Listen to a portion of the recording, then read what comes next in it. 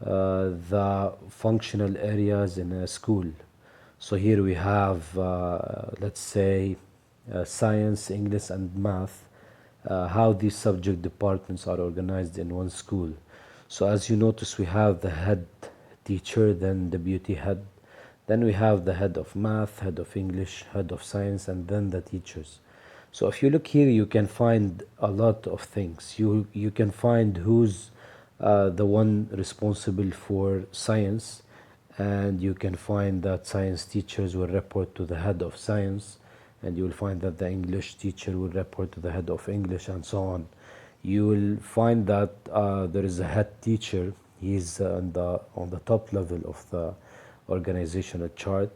That means he's responsible for all people below him, like a deputy head and others. So organizational structure in the business will tell us, or will give us many answers about the business, and we'll talk about them in next slide. Okay, so as I said, with respect to the lines, vertical lines, it shows the connection between these roles or jobs in the business. As I said, who reports to who, who's responsible for this department, who's responsible for other department, and so on. Okay, so if you look at the organization structure, you'll see the hierarchy where the number of levels of organization structure are available. I mean, if I look at the organizational structure here, for example, head of math, head of English, head of science, they are on the same level, so they have the same authority. They have their own authority over their departments. I mean, the head of math, he has an authority over math teacher. Head of English, he has an authority over English teacher. But head of math, he has no authority over the English teacher. Okay, so if I see this organizational structure, I'll see first the hierarchy. Then I'll see two important things. The first one is called the chain of command, and the second one is span of control. So if we say chain of command refers to the number of layers which messages or commands have to pass in order to get from the person at the top, let's say the head teacher, to the staff at the bottom level, let's say the English teachers, math teacher, and science teachers. So if the business is large, then of course the chain of command will be longer. So chain of command, it shows how the authority is passing down from the top to the bottom. However, span of control, it shows the number of people under the supervision of any manager.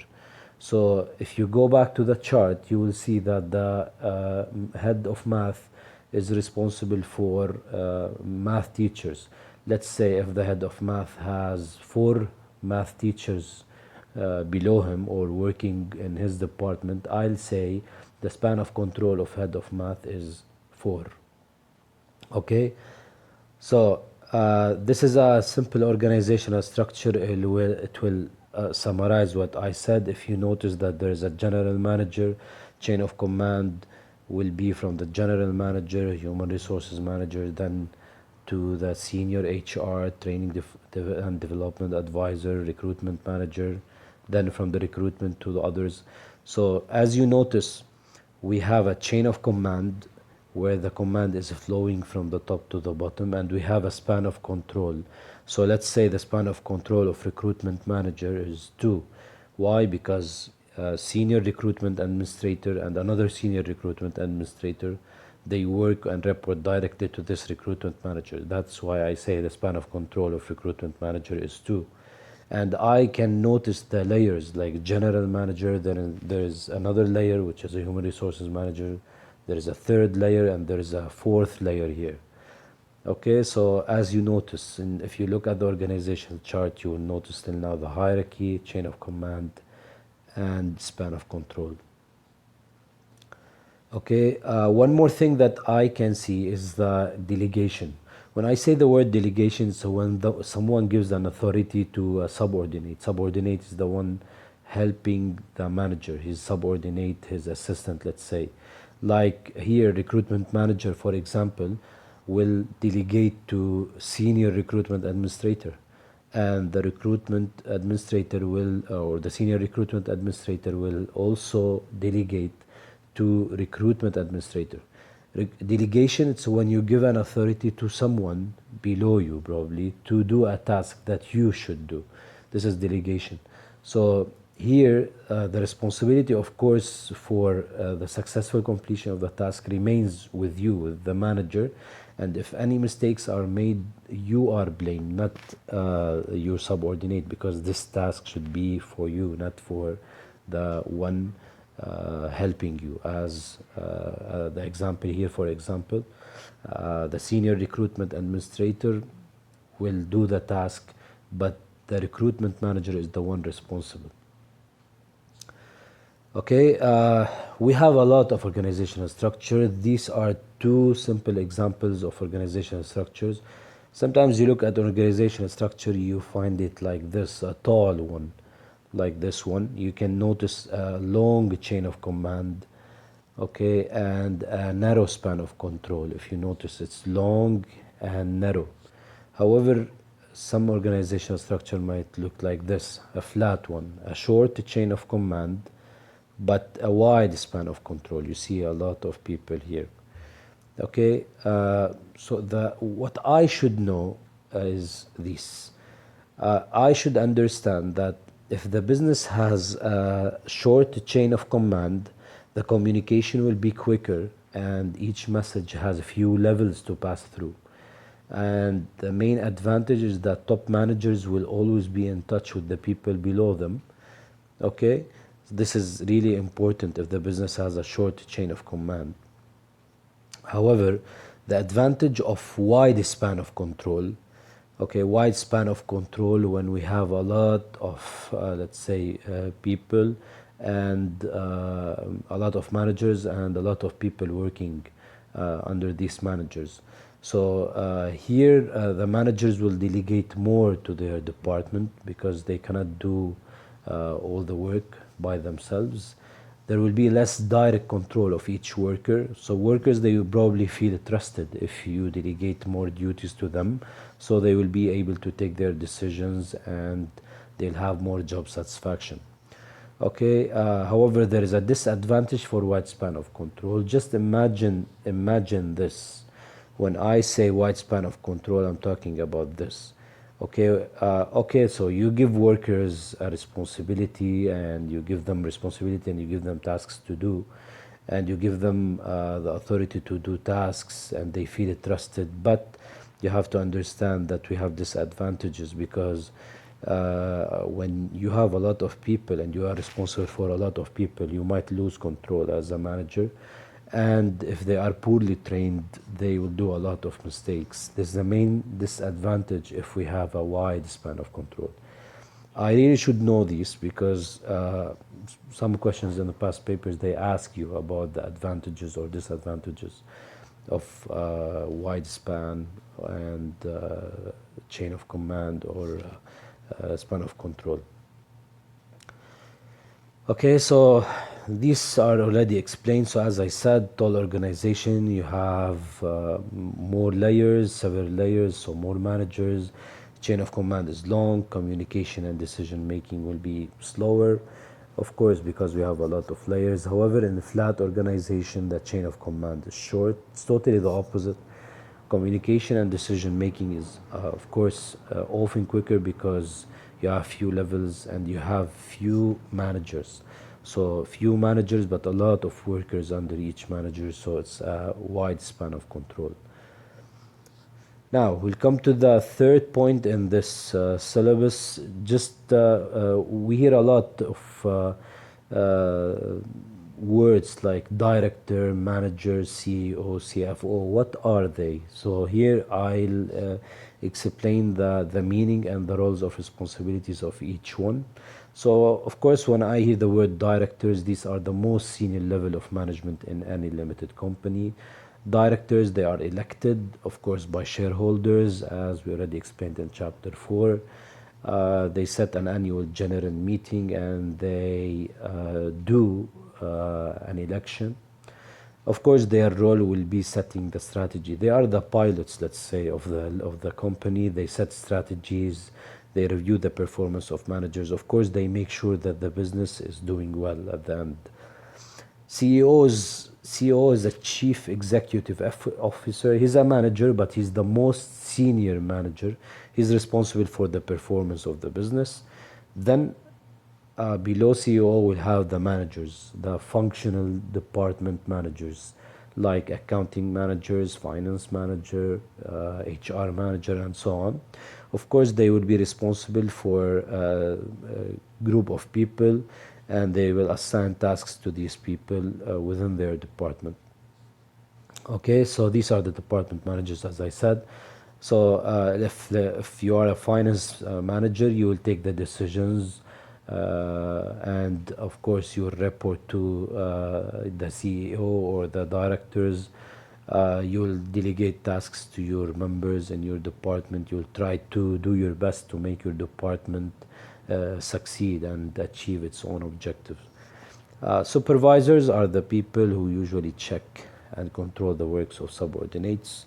We have a lot of, let's say, roles and responsibilities, but these are the main and most common in businesses. Now we come functions of management. This will repeat a lot in your book. It's common to see that managers always do the same thing. Like they are responsible for five main things. Let's say planning. Of course, they are responsible for planning and setting targets for the future. They are responsible for preparing and organizing the resources depending on their objectives. They are responsible for controlling the subordinates. We call it commanding. Of course, not only commanding, it's also coordinating between all the different parts of the business to achieve the objectives. And the last one, which is controlling, which is making sure that the plan is working, finding out the mistakes in your plan, for example, and trying to give solutions. We have a lot of responsibilities for management, but these are the main points in their job. So the managers have a role to understand everyone, treat them fairly, and they try to communicate effectively with all people. And of course, make sure that their plans are working well, and of course, the objectives are achieved. Okay, delegation already covered, but I mentioned it here because you should know something about delegation. As I said, it's an authority you give to subordinates to take decisions, but sometimes some managers, they refuse to delegate duties to other people. Maybe they lack trust, or sometimes they fear to lose control of decision making. Some managers, they feel that others might be better and they might do the job better than them. Sometimes they lack, let's say, or they don't have a trust in their subordinates. But in general, if you are a manager and you delegate duties to your employees, the benefits are clear. Of course, the workers will be motivated more. Their skills will be, of course, better. They will have a good opportunity to be promoted later on. And a simple thing that the managers usually will focus on more complex tasks than normal tasks that they usually do every day. Okay, and of course the quality of work will be improved because the workers are given a, let's say, a reason to work hard and to show their abilities to their managers. Okay, leadership styles. Leadership styles are really easy. We have three main leadership styles in this book. The first one is called autocratic. Autocratic. So here we are talking about leaders. The leaders in the business are either autocratic, democratic, or laissez-faire leaderships or leaders. So autocratic are leaders. They take or make all the decisions. They just give instructions and they expect that workers do their job and follow the instructions. They want the tasks to be done. They care more about the completion of the task more than motivation of their workers. So they take the decision by themselves. The most suitable situation for being an autocratic leader is when you need to take a fast decision, which requires sometimes a situation that requires an immediate response needs an autocratic leader. Okay, a democratic leader where the workers take part in the decision making. The manager usually discuss with workers before taking a decision. There is a two-way communication, there is a discussion. The workers are motivated and they feel trusted. But this way, being a leader, like a democratic leader, is suitable when you have an experienced and skilled staff and you have time to discuss with your workers about a certain issue. Laissez-faire leadership style is a leadership style where most of the decisions are left to workers. We call it let them do it style, or I give the workers the opportunity to take the initiative and to take the decision. So it's good and effective for workers involved in creative tasks, usually in research and development, let's say, of new products, or in, let's say, working in a creative place, maybe drawings and designing and all these things requires this leadership style by leaders. Okay, you have to understand something about leadership style. We don't have a good one and we don't have a bad one. The leaders should be or should have the three styles at once. I mean, if I'm working in a business, I should be autocratic sometimes. Sometimes I have to be democratic. Sometimes I have to give the workers the opportunity to prove themselves. So it's not about the best leadership style. So you should use the suitable style depending on the situation. This is really important. So in this table, I tried to mention some points. Let's say if the skills of the workforce is high, like the skill is high of the worker, so if the skill is high, then the manager should be democratic. You cannot be autocratic with skilled workers, for example. If there is no time to take a decision, or you should take a decision now, for example, regarding an important issue in the business, you have to be autocratic. Sometimes the managers have a personality which is naturally autocratic or naturally democratic and so on. And also depends also, as I said, on the task. The task, if the task is creative, maybe laissez-faire is the best. So I don't know. It depends on the situation at the end to choose which situation is better for, or which leadership style is better for each situation. Okay.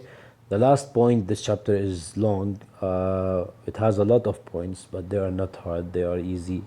The last point in this chapter is about trade union.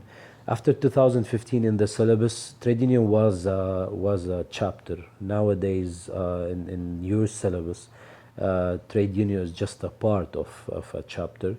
All what you have to know is the meaning of trade union and the benefits of being in a trade union. So when I say trade union, it's when workers make an organization which aims to improve the pay and working conditions and to provide legal advices to the members. Okay, so it's a job to negotiate with employers to improve the working conditions, for example, to solve any conflict between employers and workers, provide support and advice to workers, provide services to them, to the members of this trade union, trying to improve the communication between workers and management. Okay, so the benefits of being in a trade union, of course, the greater power. The first one, when you deal with employers, if you are a part of a trade union, probably you will have the ability to negotiate with the employers. And of course, the trade union will support and give legal advice to the members, and the trade union will protect the workers by providing job security or making sure they are working in good conditions. Let's say they are getting paid on time, they are getting holidays, the hours of work are fair, and so on. Okay, so trade union, of course, is not for free. If you join a trade union, this will cost you money as a member, right? But sometimes, in most of the countries, it's required. You have to, for example, to join a trade union. Okay, and sometimes, as I said, if you are a member in a trade union, you are a part of a team now. So if the trade union wants to make an industrial action, let's say, so you cannot say I don't want to be a part, because now you are in this trade union.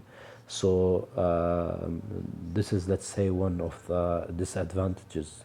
You may be required to take industrial action even if you don't agree. Okay, so this is the chapter. Chapter 7 is long. I'm sorry if I took a lot of time, but this chapter has a lot of points to cover. Okay, so see you in chapter 8. Hopefully I'll be solving past papers. I'm preparing them, and I'll post them on my channel as well. Okay, so thank you for listening, and see you in chapter 8.